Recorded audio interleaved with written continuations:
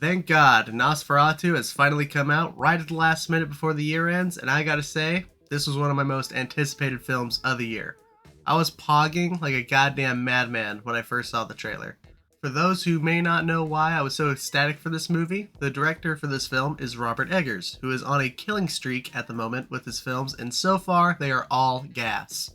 Since I am obviously a huge fan slash simp slash cuck for this director, I'm going to try not to be as biased as much as possible for this review. Because nobody really wants me to stroke this movie's cock if it was a flawed film. Nobody wants to watch that. Alright, with that being said, how is the movie anyways? Yeah, I'm sorry, but this movie is fucking bomb. For starters, this movie is visually perfect.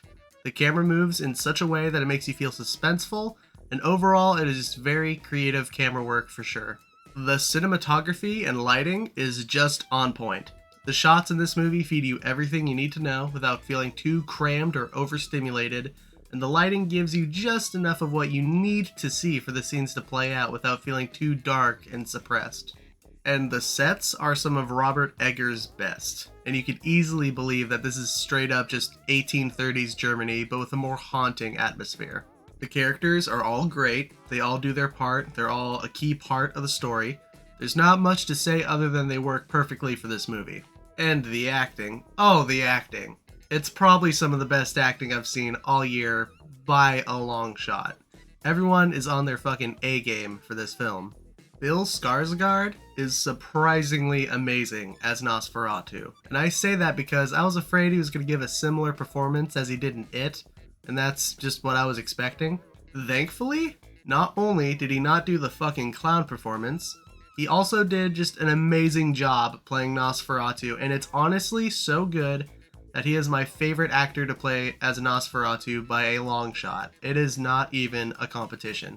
It was just seriously a very impressive performance, and I should mention that you would not have been able to tell that it was Bill Skarsgård playing Nosferatu.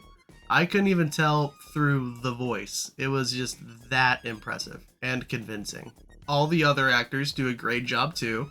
Nicholas Hoult does a fantastic job, as he always does. Lily Rose Depp surprised me the most out of any of the actors who have played the normal roles in this movie. I don't think I've seen her in anything that I've seen before, and I just simply didn't think that the daughter of Johnny Depp could give such a powerful performance. Plus, she shows her boobies on screen, so that's always a plus. She was possibly my second favorite performance in this film. Again, her performance was very good and again, very believable. Willem Dafoe is great, but you already knew that. Ralph Ineson, I think is how you say that, is also great in this. I didn't even know he was going to be in this movie, but yeah, he's great. Literally everyone in this film is just so amazing acting-wise. Possibly my favorite thing about this movie is that it plays out exactly how I think a horror movie should play out. For example, you don't even get a good glimpse of Nosferatu until I want to say between the first quarter and first third of the movie, somewhere in there.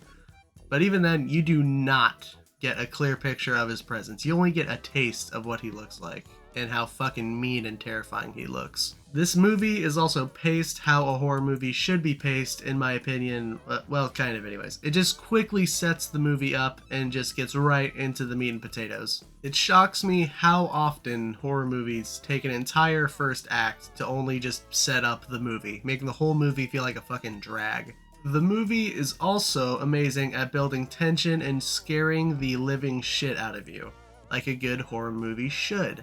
It doesn't give you cheap jump scares like in It Chapter 2.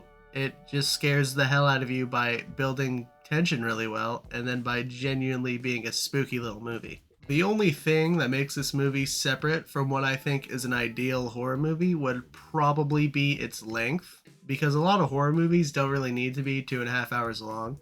Most horror movies could honestly survive being like an hour and 30 minutes, or even less. But for this movie, I think its runtime is excused because A, it didn't even feel like over 2 hours, and B, every scene felt pretty necessary, so I think the 2 hours and 12-minute runtime, or whatever it says, was pretty justified. Oh, and one last thing that this movie does great as a horror movie is that they made the monster actually fucking scary. I think it is very important that when you make a horror movie about a scary fucking monster, The monster should be scary. I know, hot take, I know.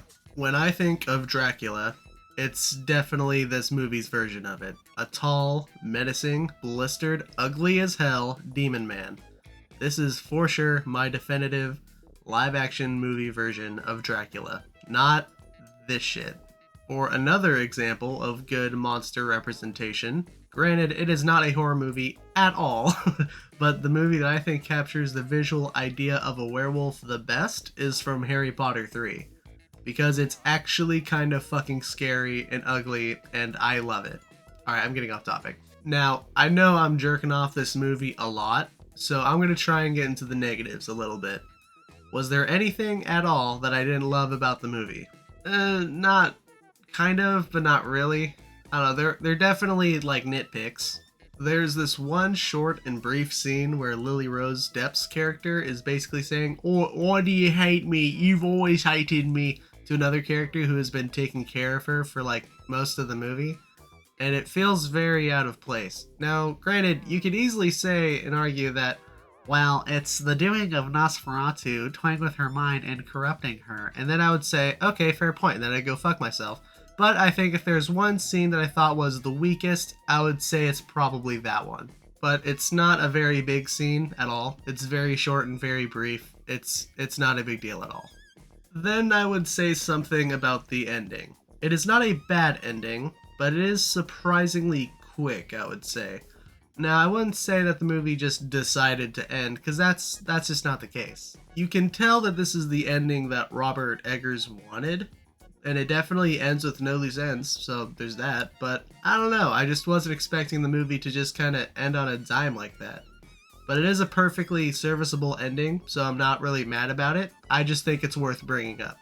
Moist Critikal brought up a good point about this movie, and that is the movie's little time issue. Now, his argument is basically that some things in the story happen too quickly, or that characters travel too quickly. And he's not necessarily wrong, but I always thought that the movie is just presenting time to us in an unconventional way. And I'm perfectly okay with that. All of Robert Eggers' films are very unconventional, so I could easily give this a pass, except for The Funeral. That did happen a little too quickly for my own liking, but it didn't ruin the film at all for me. It's more of a nitpick, really. But I will warn you that you personally might have a problem with the time issue that I just mentioned. It is there, and you can't really ignore it, whether you think it's an unconventional way to present time, or you think it's a flaw in the movie. I personally didn't have an issue with it, so do with that info what you will. So yeah, another Robert Eggers slam dunk. I think we all knew it was going to be good. I'm not surprised. I knew it was going to be good. I knew that I would like it at the very least. Definitely see this movie in theaters while you can. The theater experience is worth it, I promise you.